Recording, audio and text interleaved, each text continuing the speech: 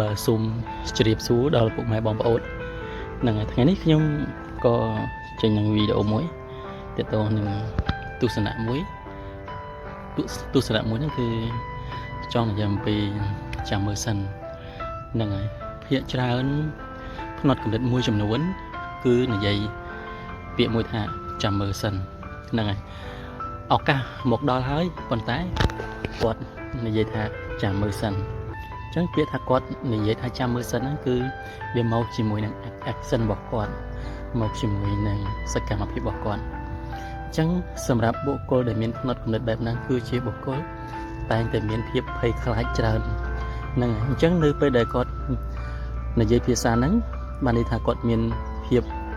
ភ័យខ្លាចច្រើនមកពីអីគេគឺមកពីគាត់ខ្វះទិន្នន័យខ្វះចំណេះដឹងខ្វះមូលដ្ឋានគ្រឹះនៅក្នុងការត្រេះរិះពិចារណាខ្វះព័ត៌មានយកមកពិចារណាខ្វះព័ត៌មានមកសិក្សាហ្នឹងហើយអញ្ចឹងគាត់ខ្វះព័ត៌មានហើយថែមទាំងដែលគាត់មិនស្វិតស្វាញរកព័ត៌មានដើម្បីយកមកត្រេះរិះយកមកពិចារណាឲ្យកើតទៅជាហេតុឲ្យកើតទៅជាផលឲ្យមានភាពច្បាស់លាស់នោះទេថ្ងៃនេះបើសិនជាមនុស្សមួយចំនួនដែលបុគ្គលជោគជ័យធំដូចជា Thomas Edison អញ្ចឹងបើសិនជាគាត់នៅរងចាំថាមានបុគ្គលណាម្នាក់ផលិតអំពូលភ្លើងបានហើយចាំ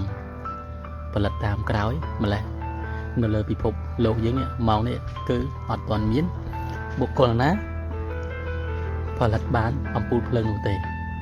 ហើយមកដល់ម៉ោងនេះយើងច្បាស់ណាស់នឹងដុតទៀនដុតចន្លោះដោយកាលពីជំនាន់ដើមដដែលឃើញទេហ្នឹងហើយអញ្ចឹងដោយសារទស្សនៈរបស់ Thomas Edison គាត់មិនទទួលយក